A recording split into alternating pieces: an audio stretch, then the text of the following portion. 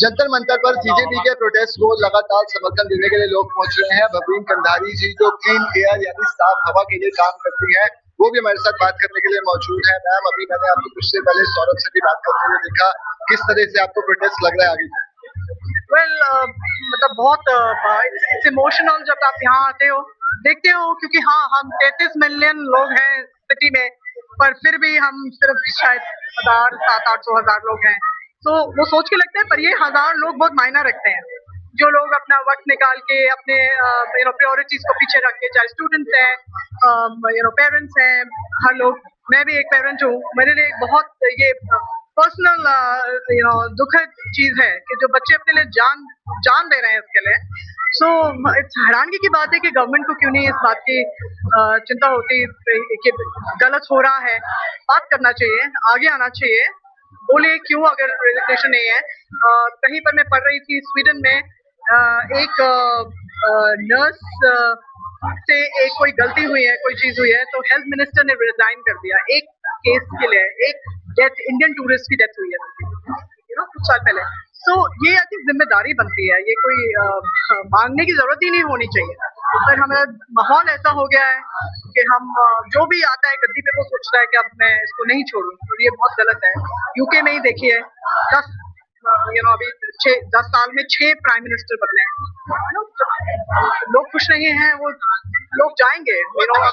हमें ये चीजें ध्यान रखनी पड़ेंगी, ये बच्चों की जान की बात है उसके। और सिर्फ रेजिग्नेशन ही नहीं, आई थिंक आस्क भी, मैं अभी यहाँ पे बहुत कुछ पढ़ रही थी, लेकिन आई थिंक एक आस्क भी बड़ी क्लियरली होनी चाहिए यहाँ पर, पर्टिकुलरली ऑन द सिस्टम के लीकेजेस क्यों हो रही हैं, इसके सोर्सेज जो हैं, जो जहाँ से गलत शुरुआत है उसको कैसे रोका जाए। क्योंकि ये तो है नहीं कि प्रोटेस्ट के बाद सब रुक गया या उनके एक्शन के बाद। ये अभी कल भी हुआ है राजस्थान में, रोज हो रहा है। सो इसको काबू में लाने के लिए, बिकॉज बहुत बड़ा देश है, बहुत मुश्किलें हैं, बहुत तरीके हैं, बट गवर्नमेंट है, ये जो सोल्यूशन है ये गवर्नमेंट ही कर सकती है। इसमें कोई एनजीओज और लोगों से नहीं एक्सपेक्ट करना, ये करना पड़ेगा। आम जनता है, उनके साथ, बच्चों के साथ ये नहीं कर सकते। मैम, आज प्रोटेस्ट का 12वां दिन है, सोनम वांगचुक की भूख हड़ताल का 4था दिन है। सरकार की तरफ से अभी किसी तरीके की कोई मीडिएशन नहीं हुई है, किसी तरह की कोई बातचीत नहीं है। आपको क्या लगता है किस तरीके से मूवमेंट और आगे जाए? बिल्कुल, एक तो मतलब अब ये बहुत ही, अगेन मैं जो आपको बोल रही थी कि बहुत दुखद बात है कि वो पहुंच नहीं रहे बच्चों तक। यंगस्टर्स यहाँ पर हैं, जो बहुत लोग हैं, इतना आप सोशल मीडिया सारा बहुत अच्छे तरीके से दिखा रहे हैं। We really appreciate that कि हम घर बैठे इतना कुछ समझ रहे हैं। लोगों को देख के आप पिक्चरें देख के आंसू निकलते हैं, लोग मूवीज पे जाते हैं, आंसू आते हैं। ये असली चीज देख के लोगों के आंखों में आंसू नहीं आ रहे हैं, सबको दुख हो रहा है। लेकिन ऑफ कोर्स कोई आ सकता है, कोई नहीं आ सकता है, लेकिन देश जरूर उनके साथ है। हर उसको आप कुछ नाम दे दीजिए, कोई भी मूवमेंट को नाम दे दीजिए, वो इररेलेवेंट है। इस टाइम स्टूडेंट्स के साथ है, हम लोग स्टूडेंट्स के साथ है, बच्चों के साथ है, जिनके साथ गलत हो रहा है या आगे ना हो, इसलिए ये आवाज उठाई जा रही है। तो गवर्नमेंट को बहुत, आई थिंक उनके लिए मेरे हिसाब से तो एक पीआर कैंपेन है, उनके लिए रेडी है प्लेटफॉर्म, उनको आकर अपनाना चाहिए। इससे बहुत ट्रस्ट आएगा, सारी यूथ जिसने वोट करना है उनके लिए, वो एक बहुत बड़ी इज्जत बन जाएगी उनके लिए। इस्तीफे को ईगो पे ले लिए, बिल्कुल वो तो है, बिकॉज वो जो ट्वीट है इस पर जो पीएम मोदी ने किया, वो एक बहुत शॉक, बिकॉज एक देश उनके लिए उनको क्रिटिसाइज कर रहा है, इतने बच्चों ने जान दी, और आप बोल रहे हैं वो एजुकेशन सिस्टम में रिफॉर्म ला रहे हैं। तो ये एक गलत चीज है, ये तो आई थिंक ईगो पे नहीं आना चाहिए। और सारे politicians also have to think कि हमारे बच्चे हैं, हमारे बच्चों के साथ ऐसे हो। ऑफकोर्स वो बोल रहे हैं सारे बच्चे बाहर पढ़ते हैं, ऐसे नहीं सारों के नहीं बाहर पढ़ते हैं, पर हर आदमी के लिए अपने बच्चे और उसकी खुशी, उसकी सेहत, उसकी कामयाबी प्रायोरिटी है। So I think we should all share this emotion, ये बहुत एक कॉमन इमोशन है। और पॉलिटिशियंस जी, तो कहीं ना कहीं अलग अलग तरीके से आवाज बुलंद की जा रही है और इनकलाब हल्ला बोल के नारों से जंतर मंतर गूंज रहा है। लाइव तस्वीरें आप देखिए किस तरीके से यहाँ पर नुक्कड़ नाटक के दिखाकर यहाँ पर लोगों को जागरूक किया जा रहा है।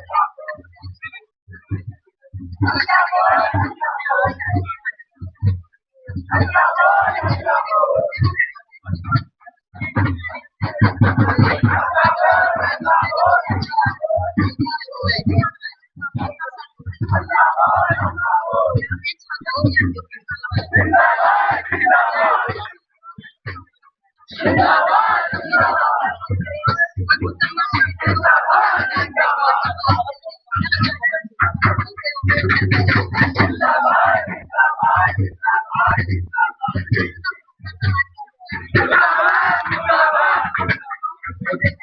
हमसे नहीं बोलोगे, किससे बोलोगे?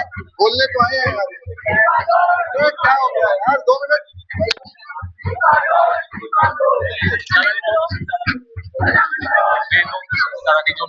जी, तो अलग अलग इलाकों से लोग यहाँ पहुंच रहे हैं सीजेपी को सपोर्ट करने। आप कहाँ से आए हैं और किस तरीके से? मैं मोती नगर से आया हूँ और एक कॉमन कॉज है जो हमने देखा है पेपर लीक का।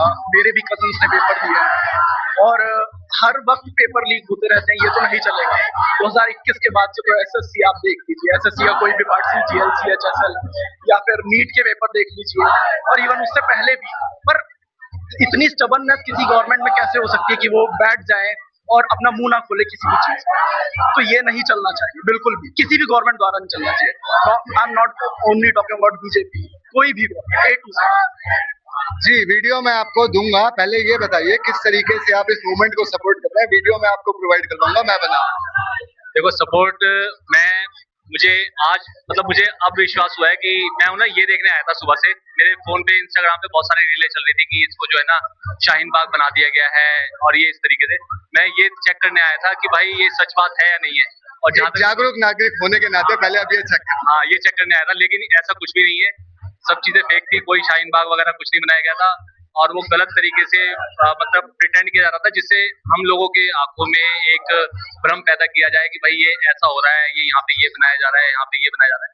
तो वो मेरे को अब थोड़ा सा अच्छा लगा कि भाई ये मतलब क्योंकि यहाँ पे 21 बच्चों की, जो उससे भी ज्यादा बच्चों ने जो आत्महत्या करी है, और मैं उसी चीजों पे ये सोचना चाहता था कि भाई मैं यही चाहता था कि भाई वो जो बच्चे हैं ना, उनको न्याय मिलना चाहिए, उनके माँ बाप को मिलना चाहिए। और अगर इस तरीके से देखो, हर बार ऐसा हुआ है, कांग्रेस की सरकार में भी हुआ है। मेरी मैडम ने भी मेरे को बताया कि भाई हमेशा ऐसा होता है, कोई भी जो है क्या कहते हैं रिजाइन दे देता था तुरंत, लेकिन इस सरकार ने एक बार भी रिजाइन नहीं दे रहा। और कितने दिन हो गए कहते कहते, बल्कि उनका जो है अभी मोदी जी ने 57 का बर्थडे जो है उनको विश भी किया है। मतलब ये चीजें बहुत गलत है। ये बातें जब सुनने को मिलती है ना, और तो बहुत दुख पहुंचता है। अब जैसे हमारे सोनम वांगचुक जो है, उनको जो मान के चलो आप, उनकी 4 दिन से वो हड़ताल पे, उनकी 66 शुगर भी आ गई। उन्होंने हर चीज के लिए अच्छा बोला भी है। जब 370 हटाई गई और क्या कहते हैं उसको एक वो बनाया गया, क्या कहते हैं लद्दाख को एक अलग से वो दिया गया, तो मतलब हर चीज के लिए। लेकिन उन्होंने एक चीज बताया कि भाई आपकी एक खामी आ रही है, तो उसलिए उनको 6 महीने के लिए जेल में डाल दिया। ऐसे ही मुझे लगता है, मैं जहाँ पे मैं फैक्ट कह रहा हूँ ना, पहले मुझे बहुत विश्वास होता था, मैं खुद कह रहा हूँ। मैं जी, मुझे बहुत अच्छा लगा पर्सनली आपसे मिलके कि आप सोशल मीडिया के माध्यम से इसकी रील्स देख रहे थे, उसके बाद आप खुद फैक्ट चेक करने यहाँ पहुंचे। बाकी हमारा वादा, वीडियो हम आपको दे देंगे। डायनामाइट न्यूज आप यूट्यूब पे सब्सक्राइब कीजिएगा, आपको वीडियो मिलेगी। जी, तो सोनम वांगचुक की तरफ से एक स्टेटमेंट हेल्थ को लेकर भी दिया गया था, जिसमें उन्होंने अपनी शुगर 60 के आसपास बताई थी और लगातार जो उनकी कमजोरी है शरीर में, वो कहीं ना कहीं बढ़ रही है। उनके स्टेटमेंट में ये बात भी सामने आई थी कि जब बॉडी के अंदर किसी भी तरीके का फूड कंजम्पशन नहीं रहता, तो बॉडी फैट कंज्यूम करने लग जाती है, जिसके कारण तबीयत बिगड़ जाती है। अब सोनम वांगचुक की भूख हड़ताल और सीजेपी का ये प्रोटेस्ट कितना आगे जाएगा, ये सिर्फ वक्त ही बता सकता है। अपने सहयोगी नितिन पराशर के साथ रोहित गोयल, डायनामाइट न्यूज, चंदन।